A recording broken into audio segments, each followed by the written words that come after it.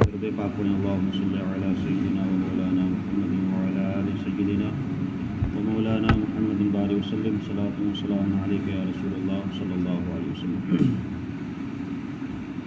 میرے آقا صلی اللہ علیہ وسلم کی جب پیدائش ہو گئی تو میرے آقا صلی اللہ علیہ وسلم کو دودھ کس نے پلایا؟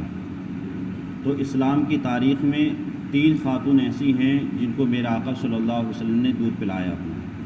سب سے پہلے جو ابو لہب کی جو لونڈی تھی جس کا نام سویبہ ہے، سب سے پہلے اس نے میرے آقا صلی اللہ علیہ وسلم کو دودھ پلایا۔ اس کے بعد جو آپ کی والدہ ماجدہ ہیں حضرت آمنہ رضی اللہ تعالی عنہ، انہوں نے آپ کو دودھ پلایا۔ اور سب سے زیادہ جو دودھ پلایا ہے وہ قبیلہ سعد کی خاتون تھی حضرت حلیمہ رضی اللہ تعالیٰ عنہ، انہوں نے دودھ پلایا تھا۔ اچھا، اب عرب کا کلچر یہ تھا وہاں کا، کیونکہ مکہ شریف جو تھا، جو میرے آقا صلی اللہ علیہ وسلم کا شہر تھا، آپ کا وطن تھا، تو وہ ایک شہر کی طرح تھا۔ تو شہر میں ہوتا یہ تھا کہ وہاں کا یہ کلچر تھا کہ عرب کے جتنے بھی سرداروں کے جو بچے ہوا کرتے تھے تو وہ خود ان کو دودھ نہیں پلاتے تھے، بلکہ جو مکہ کے آس پاس میں جو قبیلے ہوا کرتے تھے، کیونکہ وہ جنگلات میں گھر ہوتے تھے، تو وہاں بچوں کی نشو و نما زیادہ ہوتی تھی، ہوا لگتی تھی، آسمانی ہوائیں لگتی تھیں۔ تو عرب کا یہ کلچر تھا کہ وہ اپنے بچوں کو دودھ پلوانے کے لیے آس پاس کی جو قبیلوں میں جو خواتین تھیں ان کو دے دیا کرتی تھے۔ تو انہی میں سے خاتون حضرت حلیمہ رضی اللہ تعالیٰ عنہ، ان کا قبیلہ تھا بنو سعد، مکہ سے کچھ دوری پر تھا۔ تو عرب کا یہ کلچر تھا کہ تمام قبیلوں سے خاتونیں آتی تھیں مکہ کے اندر اور بچوں کو لے جا کر کے دودھ پلاتی تھیں، اور ان کی جو بھی اجرت ان کو ملتی تھی، انعام ملتا تھا، اور وہ انعام کو لے لیتی تھی۔ اب جب معلوم ہوا تو قبیلہ بنو سعد کی کچھ خاتونیں آئیں، جس میں حضرت حلیمہ بھی آئیں، کہ کہا چلو مکہ کے اندر بچے پیدا ہوئے ہوں گے، تم بھی چلو اور ہم بھی چلتے ہیں، بچے لے لیتے ہیں۔ اب ہوا یہ کہ حضرت جو ہے حلیمہ سعدیہ رضی اللہ تعالی عنہ کا گھر کے حالات بہت ہی جو ہے بالکل غریبانہ تھے۔ آپ کے پاس ایک اونٹنی تھی، وہ بھی کمزور تھی، ایک کھچر تھا، وہ بھی کمزور تھا، دودھ نہیں دیتا تھا۔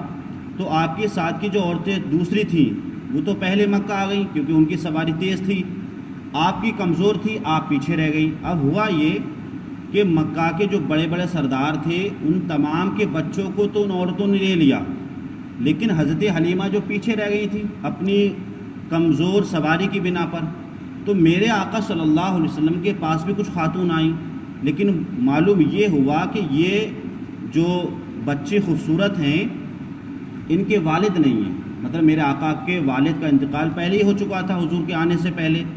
تو وہ خاتون یہ سمجھی کہ اگر ہم ان سے بچہ لیں گے، ان کے والد ہیں نہیں، تو ہمیں زیادہ مال نہیں ملے گا۔ تو اس وجہ سے تمام پہلے والی آنے والی عورتوں نے میرے آقا کو چھوڑ دیا، لیکن کہیں قسمت کا ستارہ چمک رہا تھا، یہ وجہ تھی کیونکہ حضرت حلیمہ کی قسمت میں اس بچے کو آنا تھا۔ اب وہ پیچھے رہ گئیں، جب واپس آئیں تو کوئی بچہ تھا ہی نہیں، صرف ایک ہی بچہ تھا۔ کہا کہ جو ہے قریش خاندان میں ایک بچہ ہے محمد صلی اللہ علیہ وسلم، ان کے والد نہیں ہے۔ تو حضرت حلیمہ نے سوچا اب تو ہم لیٹ ہو گئے ہیں، اگر اس کو بھی نہیں لے جائیں گے تو پھر ہم ویسے خالی جائیں گے، ایسا کرو انہی کو لے جاتے ہیں۔ جب میرے آقا صلی اللہ علیہ وسلم کے پاس وہ گئیں تو حدیث میں آتا ہے کہ میرے آقا اس وقت مسکرا رہے تھے، چھوٹے سے ہیں، مسکرا رہے تھے۔ حضرت حلیمہ نے ان کو اپنی گود میں لیا، اور گود میں لینے کے بعد جو مکہ سے پہلے انہوں نے جو ہے خیمہ لگا لیا تھا ٹھہرنے کے لیے، اور میرے آقا کو لے کر کے آئیں اور سب سے پہلے خیمے میں آپ کو بٹھایا اور اس کو دودھ پلایا۔ اب آپ یہاں سے برکتیں شروع ہو گئی۔ اب ہوا یہ کہ جس خچر پر آپ سوار ہو کر کے آئے تھے وہ خچر بھی کمزور تھا، جو اونٹنی ساتھ آئی تھی اس کے تھنوں میں بھی دودھ نہیں تھا۔ اچھا، پھر حضرت حلیمہ کے حالات کی بنا پر آپ جب کھانا نہیں کھاتی تھی تو آپ کے پستان میں بھی دودھ خشک ہو گیا تھا، لیکن جیسے ہی میرے آقا صلی اللہ علیہ وسلم جب خیمے میں تشریف لائے تو آپ کی برکت سے ہوا یہ کہ آپ کے پستان مبارک میں اتنا دودھ آیا کہ میرے آقا صلی اللہ علیہ وسلم نے بھی خوب پیا، اور آپ کی ایک رضائی بھائی تھے جو حضرت حلیمہ سے ہوئے تھے، انہوں نے بھی خوب دودھ پیا۔ یہ حضور کی برکتیں تھیں۔ اور دوسری برکت یہ ہوئی کہ جس خچر پر سوار ہو کر کے آئے تھے وہ بھی طاقتور مضبوط ہو گیا، اور جو اونٹنی آئی تھی جو دودھ نہیں دیتی تھی اس کے تھنوں میں بھی اتنا دودھ اتر آیا کہ تاریخ میں آتا ہے کہ حضرت حلیمہ نے بھی خوب پیا اور آپ کے شوہر نے بھی خوب پیا اور آرام سے پوری نیند سویا۔ تو یہ حضور کی برکتیں تھیں۔ اب اس کے بعد ہوا کیا، جب یہ لوگ اپنے قبیلے جب واپس ہوئے، واپس ہونے کے بعد جس خچر پر سوار تھے، اب وہ خچر اتنی تیز دوڑ رہا تھا کہ دوسری خاتونیں جو پہلے تیز رفتار آئی تھیں اب وہ سب پیچھے رہ گئیں۔ اب پیچھے رہنے کے بعد جب حضرت حلیمہ سب سے آگے پہنچی تو ان تمام خاتون نے کہا، اے خاتون تیرا خچر تو بہت کمزور تھا، کیا تو نے بدل لیا ہے؟ کہا میں نے خچر نہیں بدلا ہے، لیکن میرے پاس جو بچہ ہے برکت والا، اس کی شان یہ ہے کہ اسی کی بدولت سے اللہ تعالیٰ نے اس خچر کے اندر طاقت عطا فرما دی ہے۔ تو یہ سب حضور کی برکتیں تھیں کہ کمزور خچر بھی طاقتور ہو گیا، جن اونٹنیوں کے اندر دودھ نہیں تھا ان کے اندر دودھ بھی آنے لگا۔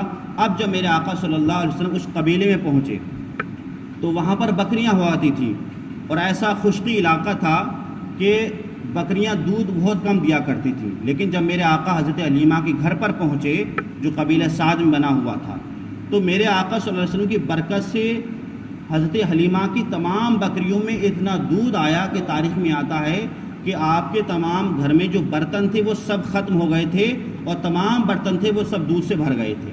اب تمام قبیلوں میں بات مشہور ہو گئی کہ حلیمہ کے یہاں برکت والا بچہ آیا ہے، اور تم ایسا کیا کرو کہ جہاں حضرت حلیمہ کی بکریاں چرتی ہیں، اے لوگو تم بھی اپنی بکریاں وہیں چرایا کرو تاکہ ہماری بکری بھی زیادہ دودھ دے۔ لیکن یہاں مسئلہ کچھ اور ہی تھا۔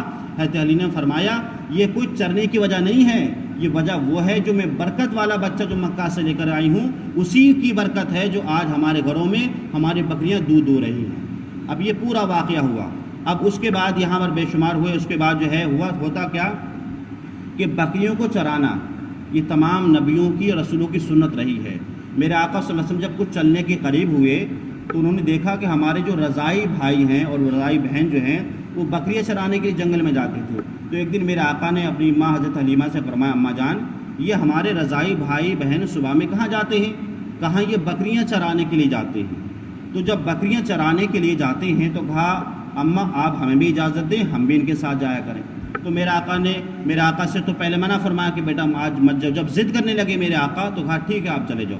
اب وہاں آپ یہ دیکھیں کہ بکریاں بھی جانتی تھیں کہ یہ حضور ہیں۔ جب بکریاں کو میرے آقا صلی اللہ علیہ وسلم ہکالا تو بکریاں نہیں بڑھیں، کیونکہ طریقہ کیا ہوتا ہے بکری آگے ہوتی ہے اور ہانکنے والا پیچھے ہوتا ہے۔ اب ہانکے نہیں تو حلیمہ سے کہا یہ تو بکریاں چل رہی ہیں۔ تو میرے آقا صلی اللہ علیہ وسلم سے حضرت حلیمہ نے فرمایا یہ بچہ جو ہے وہ برکت والا ہے، ان کو آگے کرو۔ جب حضور آگے ہوئے تب بکریاں ان کے پیچھے ہوئی۔ اب آپ اس بات سے جان لیں کہ بکریاں بھی جانتی تھیں یہ حضور ہیں، ان کا ادب کرنا ضروری ہے، ہم آگے نہیں چلیں گے بلکہ ہم پیچھے چلیں گے۔ لیکن وہابی دیوبندی یہ اتنے بے ادب ہیں، یہ جانتے نہیں ہیں، وہ جانور ہو کر کے جان رہی ہیں حضور ہیں، ہم ان کے پیچھے چلیں گے آگے نہیں چلیں گے، اور یہ انسان ہو کر کے نہیں جان پا رہے ہیں کہ حضور کا ادب کیا ہے۔ اللہ تعالی ہمیں اور آپ کو صحیح طریقے سے حضور سے پکی سچی محبت کرنے کی توفیق عطا فرمائے۔ اللہم صلی علی سیدنا و مولانا محمد وعلی آل سیدنا